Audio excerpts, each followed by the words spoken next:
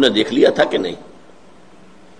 ہمارے خلاف oil card استعمال کیا تھا کنگ فیصل نے، شہید، اس کا حشر بھی یاد ہے کہ نہیں؟ تو ذرا اور دھمکی دیں گے. ایک دھمکی میں وہ بات ہو گئی تھی، دوسری دھمکی میں مر گیا کہ نہ مرد نہ برد تھا. اللہ کرے ایسا نہ ہو، اللہ کرے وہ قائم رہ جائے، اللہ کرے قائم رہے. لیکن کیا آپ امریکہ کا مقابلہ کر سکتے ہیں؟ زمینی حقائق کو دیکھیے، کوئی امکان ہی نہیں. دنیا کی کوئی طاقت اس کا مقابلہ نہیں کر سکتے. ہم تو ہیں کیا؟ اس اعتبار سے میں جو کہتا ہوں نجات کی راہ ابھی کھلی ہوئی ہے، ایک راہ ہے کھلی ہوئی. میں نے جمعے میں یہ بھی کہا تھا قرآن مجید کی ایک آیت کے حوالے سے کہ یقیناً اللہ تعالیٰ جو ہے وَهُوَ الَّذِي فِي السَّمَاءِ إِلَٰهٌ وَفِي الْأَرْضِ إِلَٰهٌ، سورہ زخرف کی آیت ہے یہ 84. اللہ وہ ہے جو آسمان میں بھی الہ ہے، معبود ہے، حاکم ہے، اور زمین میں بھی الہ ہے. یہ نہیں ہے کہ زمین کا خدا کوئی اور ہے، آسمان کا خدا کوئی اور ہے. لیکن یہ کہ اس وقت امریکہ دعوے دار ہے کہ زمین کا خدا میں ہوں. یہ دجال نائب دجال کی شکل میں تو آ گیا ہے. جیسے کہ امام خمینی نے یہ کہا تھا کہ امام مہدی جب آئیں گے ابھی نائب امام کو کھڑا ہو اور کام کرے. وہ اس نے اپنے آپ کو نائب امام قرار دیا تھا. تو یہ دجال کا نائب ہے کہ جو سامنے آ گیا پوری زمین پر قبضہ کرنے کے ارادے سے. لہذا لیکن چونکہ اللہ ہے کہ جو آسمانوں کا بھی خدا ہے، زمین کا بھی، اس کی مدد کو پکارو، وہ مدد کرے گا. تو تم پر کوئی غالب نہیں آ سکتا. امریکہ کیا امریکہ کا باپ نہیں آ سکتا. غیر مرئی ذریعوں سے تمہاری مدد ہوگی، فرشتے تمہاری مدد کو آئیں گے. اللہ تعالیٰ معجزے دکھا کر بھی تمہیں بچائے گا، بشرطے کہ کھڑے رہو. لیکن اللہ کی امداد کے حصول کے لیے دو شرائط ہیں. شرط تو ایک ہی ہے، دو حصوں میں بیان ہوگی، اور اس کا نام ہے توبہ. پلٹو، لوٹو. تم نے پاکستان کی منزل بھلا دی تھی، دوبارہ یاد کر لو. پاکستان کے مقصد کو پورا نہیں کیا تھا، اب اس کا کم سے کم آغاز کر دو. مجھے امید ہے کہ محض آغاز پر بھی اللہ کی رحمت ہمارے ساتھ آ جائے گی. میں یہ نہیں کہتا کہ اسلام ایک دم نافذ کر دو، پوری شریعت نافذ کر دو، پورا یہ کر دو. ایک دن میں ہونے والی بات نہیں ہے، میں بھی مانتا ہوں. لیکن ایک عزم صادق کے ساتھ آغاز تو کرو. اللہ کا وعدہ کیا ہے؟ وہ توبہ کو ریسیپروکیٹ کرتا ہے. بندے بھی تواب ہوتے ہیں، اللہ بھی تواب ہے.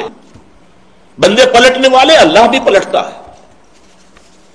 بندے اپنے عصیان اور گناہ کی وجہ سے اللہ سے رخ موڑ لیتے ہیں، اللہ ان سے ان کی نفرت کی وجہ سے رخ موڑ لیتا ہے. بندے اللہ کی طرح دوبارہ متوجہ ہو جائیں تو اللہ بھی اپنی رحمت کے ساتھ دوبارہ متوجہ ہو جاتا ہے. اور اس کی شان کیا ہے؟ ایک حدیث میں آیا ہے میرے بندے اگر میری طرف بالشت بھر آئیں میں ہاتھ بھر آؤں گا، اگر وہ ہاتھ بھر آئیں تو میں بازو بھر آؤں گا، اور اگر وہ چل کر آئے میں دوڑ کر آؤں گا. یہ ہے ریسیپروکیشن اللہ تعالی کی طرف سے. اب اس میں حکومت کی سطح پر توبہ کا آغاز وہ کیا ہے؟ پاکستان کے دستور میں قرارداد مقاصد آئی تھی اور اب وہ دستور کے اندر داخل ہو گئی. یہ پہلے دیباچہ تھا، اب وہ دفعہ 2 الف ہے. پھر ایک موقع پر دفعہ 227 آ گئی کہ پاکستان میں نہ کوئی شریعت کے خلاف، قرآن اور سنت کے خلاف قانون نافذ رہے گا نہ مزید بنے گا. گویا کہ ایگزسٹنگ قوانین بھی اگر خلاف شریعت ہے تو انہیں ختم کیا جائے گا، اور آئندہ کوئی قانون سازی، no legislation will be done repugnant to the Quran and the Sunnah. This is Article 227. لیکن ایک چور دروازہ ایسا کھلا ہوا ہے کہ یہ دونوں آرٹیکلز غیر مؤثر ہیں، ڈیفنکٹ ہے، ان ایفیکٹو ہے. قرارداد مقاصد کو ہمارے جسٹس نسیم حسن شاہ صاحب نے یہ کہہ کر رد کر دیا کہ یہ بھی بس ایک دفعہ ہے نا دستور کے، باقی اور دفعات بھی ہیں، یہ باقی دستور کے اوپر غالب حاکم تو نہیں ہے. یا تو اس کے ساتھ اضافہ کیا جاتا کہ not with standing any thing against it, یہ قرارداد مقاصد جو ہے، یہ دفعہ 2 الف جو ہے، یہ پورے دستور پر حاوی رہے گی. نہیں، وہ نہیں کیا، چور دروازہ رکھا. اور دوسرے جو دفعہ 227 ہے اسے نتھی کر دیا کاؤنسل آف اسلامک آئیڈیالوجی، اسلامی نظریاتی کاؤنسل، کہ وہ غور کرتی رہے گی، غور کرتی رہے گی، غور کرتی رہے گی اور رپورٹیں پیش کرتی رہے گی، رپورٹیں پیش کرتی رہے گی. آگے کچھ نہیں کہ ان رپورٹوں کا کیا حشر ہوگا. اس کاؤنسل پر کروڑوں روپیہ مسلمانوں کا خرچ ہو چکا ہے، پاکستانی خزانہ مسلمانوں کا ہے. انہوں نے جتنی سفارشات پیش کی ایک کی بھی امپلیمنٹیشن نہیں ہوئی. وہ فائلیں جو ہے وزارت قانون، وزارت داخلہ، وزارت مذہبی امور مذہبی اور وزارت مالیات، اس میں ان کی الماریاں بھری ہوئی. پہلا کام اگر یہ ہو جائے کہ دستور میں اس چور دروازے کو بند کر دیا جائے تاکہ پروسیس شروع ہو جائے. کوئی بھی شخص جائے، فیڈرل شریعت کورٹ نمبر 3، یہ چور دروازہ بہترین ادارہ قائم کیا ضیاء الحق نے کہ عدالت فیصلہ کرے گی. میں جا سکتا ہوں کہ فلاں قانون اسلام کے خلاف ہے، اسے ختم قرار دو.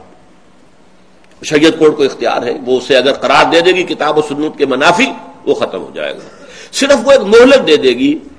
اگر مرکزی معاملات سے متعلق ہے تو سینٹرل گورنمنٹ کو کہ اتنے مہینوں کے اندر اندر اس قانون کا کوئی بدل تم اپنا بنا لو، ورنہ فلاں تاریخ سے یہ دفعہ جو ہے ساقط. اگر صوبائی معاملہ ہے تو صوبائی حکومت کو یہ نوٹس چلا جائے گا. مدت گزرے گی تو وہ جو فیصلہ ہے وہ نافذ ہو جائے گا. لیکن ضیاء الحق نے بھی 2 ہتھکڑیاں پہنا دیں، 2 بیڑیاں ڈال دیں شریعت کورٹ. دستور پاکستان تمہارے دائرے سے خارج، فیملی لاز تمہارے دائرہ کار سے خارج، کرمنل اینڈ سول جو کوڈ ہے، پروسیجرل کوڈ، یہ بھی تمہارے دعوے سے خارج. مالی معاملات بھی تمہارے دائرے سے خارج 10 سال کے لیے. وہ 10 سال کی ہتھکڑی چونکہ ٹائم بوم کی طرح تھی، وہ پھٹ گئی. تو پھر ہماری شرعی عدالت نے بینک انٹرسٹ کو ربا قرار دیا، حرام قرار دیا. اس کا جو حشر ہوا ہے 10 سال کے بعد، وہ سب کے سامنے ہے، میں اسے تفصیل سے بیان نہیں کر سکتا. کم سے کم 15 سال کی محنت اور مشقت کو ایک فیصلے نے زیرو کر دیا. تو شرعی عدالت کیوں؟ شرعی عدالت کا جج بیٹھا ہوا تھا ایک تقی عثمانی، معلوم تھا کہ یہ روڑا ہے جو چبایا نہیں جائے گا شریعت کے معاملے میں، اسے نکال کے باہر پھینک دیا. 2 آدمی اور لے آئے گئے، ان سے پہلے ہی معاہدہ لے لیا کہ تم بینک انٹرسٹ کو سود نہیں کھاؤ گے. تب انہیں حلف اٹھوایا گیا، ختم. یہ نمبر 1 دفعہ 227 کو قرارداد مقاصد کے ساتھ اٹیچ کر دیا جائے 2A کے بعد 2B، تاکہ معلوم ہو قرارداد مقاصد میں جو لکھا گیا ہے اس کا ذریعہ امپلیمنٹیشن کا یہ ہے. اور CII جو ہے کاؤنسل آف اسلامک آئیڈیالوجی، اسے چاہے ختم کر دیا جائے چاہے باقی رہے، حکومت رکھے اپنے لیے سفارشات حاصل کرنے کی. لیکن